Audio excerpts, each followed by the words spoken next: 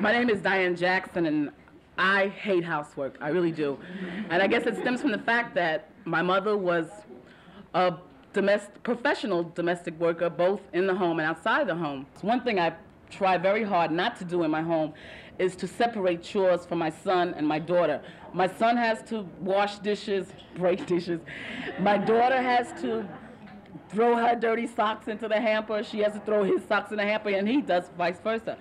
I think it's very wrong when kids grew up the way my brothers grew up, where my mother did everything for them. I think that boys and little girls should be taught that housework is housework. You do it until it's all clean, that there's no specific job for a woman in the house, and there's no specific job for a man, that it should all be shared work. And I really, truly believe that. The thing that was always a big secret joy of mine was the power that I did wield as a housewife. And I loved every minute of it and still love it, is that I had control of the total house. And in my home, I am the boss. And whatever money comes in, I also decide on how it's spent, what's done with it, what isn't to be done with it. I feel like there's a secret pleasure in being a wife that's never even mentioned. And we were talking about it on break. Some of the women were saying, you know, I feel good when I could sit down at the end of the day and everything is perfect around me. My children are asleep. My home is just the way I want it, which very rarely happens to me. But it's a nice feeling to know that I can accomplish this as well as do the many other things I've done. And it's always been a great source of pride with me that I could do more than my husband could do. Right. Because my husband holds down one job, I hold down 3 or 4 or 5, 10 jobs. As I am a mother of 4 children, and I'm separated from my husband now, but the first 12 years of marriage, he was happy, and I enjoy doing everything for my husband and my children. Then, after being separated, I had to go to work, and I feel that housework is important for me because I show my children the love, and what I do in there is because I want to do it, not that I have to do it. If I want to leave it dirty, it's all right, but I mean, they appreciate when it's clean, so I don't mind doing housework. Now that I work, we have pretty well a division of labor in our house. We share the work. I say we share it. He says he helps out, which means that he still considers me responsible for doing everything. And, you know, and I still feel somewhat responsible that everything gets done. I still feel that, you know, as much as Jimmy does for me, see, I say for me, he does his share. I still feel responsible to tell him what has to be done, what, you know, it's like he can't, you know, he sees stuff all around the house, and it's fine. It's fine for you, fine, I sit down. But then, like, in 10 minutes, it starts eating away at me. I'm Jimmy Fox, Linda's husband. I feel that it's hard, really, accepting that, you know, my wife isn't going to be there certain times and everything. But it's something she's always wanted to do, and I've wanted her to do it, get back into school. I feel it's a great opportunity, and I just hope that everything works out right.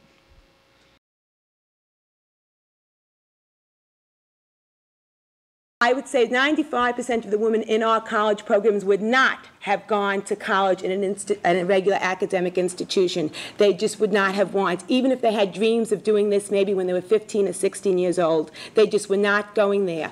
Why? It was alien, it was foreign, it was something different. They felt out of place. They felt their values would be challenged, and they felt that they wouldn't have the support. And that, I think, is one of the reasons why our college program is different, because most of the women, no matter how much they wanted to go to college, wouldn't have gone unless the program was right in the community, unless they felt comfortable with their peers. I can't even express how I felt, but it made me have a different change in education, in the education of other people who have much more degree than I, MSWs, BAs. I always felt, oh, those snobbish-looking people. But I've been dealing with a lot of educated people, and what I'm getting at of it is that they're teachers, and they don't just let you feel like you're below them. They're there to help you.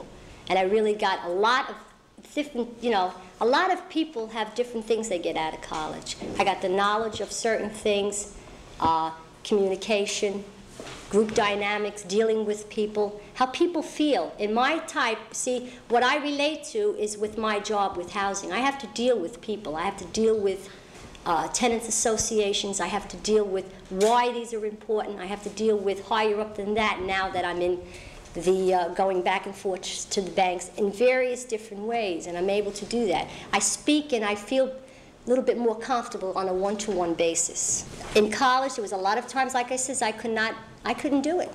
The tests alone, they cold feet. But there was people, and we all stuck together, and they says, come on, we'll study together, and you know, things like that. I am a high school graduate. I did graduate with an academic diploma. And when I graduated, coming from an Italian family, you know, you're supposed to get married and have children, my father said, oh, what do you want to go to college for? You're going to get married, you're going to have a family, you don't need it. But I always had that craving to go back to school. In this college program, we were taught and we learned about everyone's ethnic background. And I thought that was an education in itself. I found out about the Polish ethnic people, about the black people, how they felt, about the Hispanic people, how they felt, which I didn't learn when I went into high school, and this program taught me this. We spent years raising the consciousness of a nation, and I think of a world, in terms of being able to look at a whole area of human rights that most of us hadn't looked at in terms of ourselves. Now what's happening is we're beginning to implement the ideas that we had. And if you look at, in a room, 38 groups, of course there are many other women's groups across the city that are doing all kinds of things that are important in terms of the struggle. But we're figuring out how to set up programs and implement. Because one of the criticisms about this so-called movement for a long time was that here we are creating these great ideas, but what are we going to do for the woman that's battered, the woman that's raped, the woman that's this, the woman that? You know, she needs support, she needs this. Well, here it goes to show you what we're going to do. Now I feel better. I don't know who's more nervous, me or Josephine sitting next to me, but every once in a while we grab each other's hands and both of them are really clammy, and then we sort of wipe them on our pants, you know. And I think, you know, when Linda says I'm a prime mover and this, that, and the other thing, and Josephine organizes around you know, welfare rights and advocacy issues for welfare recipients, and Margaret organizes around, you know, winterizing and weatherizing apartments and linking people up, and involved in the prison movement, and all of us are just so nervous, you know, about the fact that we have to stand up here and speak primarily in front of, you know, women who we know. But anyway. Anyway, I would like to welcome, you know, everybody here today on behalf of the National Congress of Neighborhood Women and the Project Open Doors groups.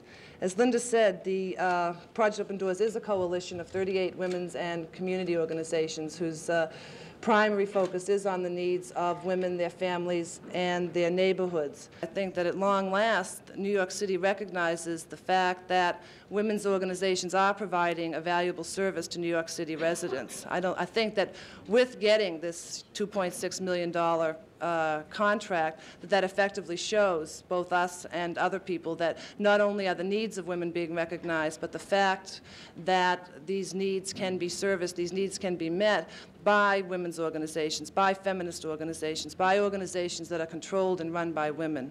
And I think that that's really important. It's not your traditional city services, it's organizations that are controlled by us. And I'd just like to say that Project Open Doors is all of us. Thank you.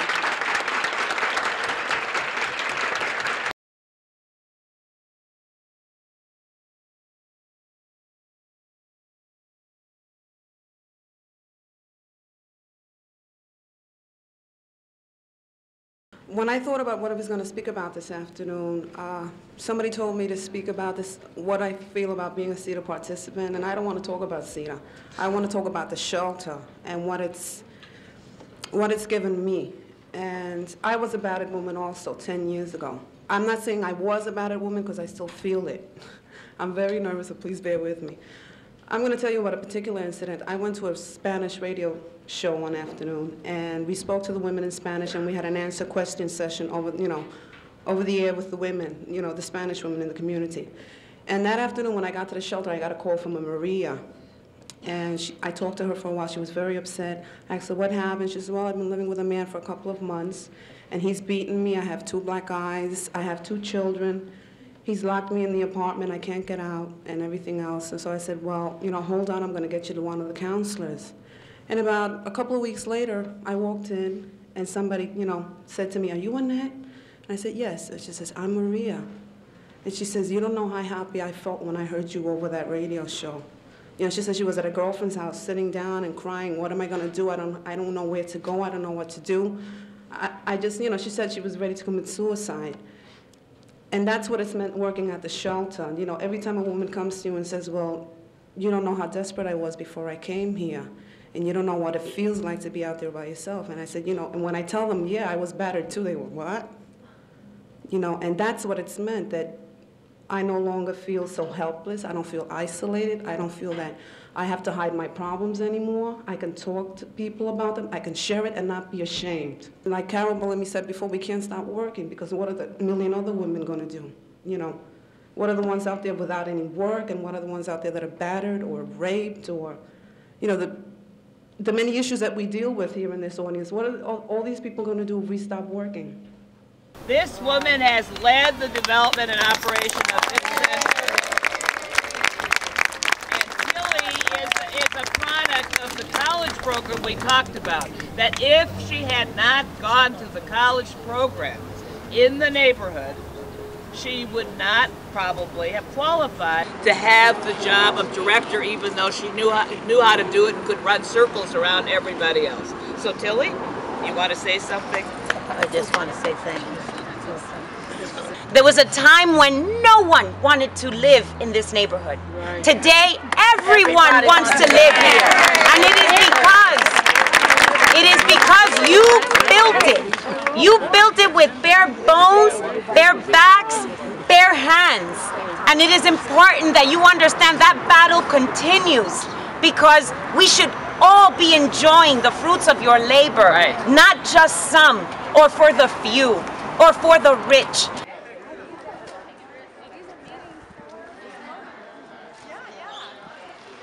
The rebuilding of Jennings Hall was the starting of people really moving into building houses in this area of Williamsburg, and the birth of St. Nicholas, which is now St. Nicholas Alliance. But it was women, and this is again where the women get buried. All these women that were volunteers like Tish and others who have spent years and years on the redevelopment of this area. So this is a very important building. So now, there. Well, it is a very important building, but we have many other important buildings that we just now toured. My name is Marie Lienza, and I started in 1975 with St. Nicholas. It was St. Nicholas Housing. And when I first started, I was a secretary. Hated that job, so I waited for an organizing position to open up, and I went right into that position. I took after my mother. My mother used to work, believe it or not, at 249 Manhattan Avenue where we started. She was a shop steward there. And that was her first job as a sewing, you know, a shop steward. Sewing clothes. But she was a teamster. And you know, she was there if you had a problem, she was right there. And I think that's where I come in and take after her. When I came here, they told me, don't go and associate with Mildred Tootie. She's a radical. So the first thing I did was to go find Mildred Tootie. But with all the stuff of what people talk about, you know, in terms of being afraid to deal with the complex issues of race, culture, ethnicity, Mildred always was working across diversity. She was always working with different people. She was always bridging, you know, but she wasn't going to sit down and be quiet. We had a series of accidents involving young children being killed on Kingsland Avenue and Frost Street because there was no traffic light from Maspeth Avenue to the expressway.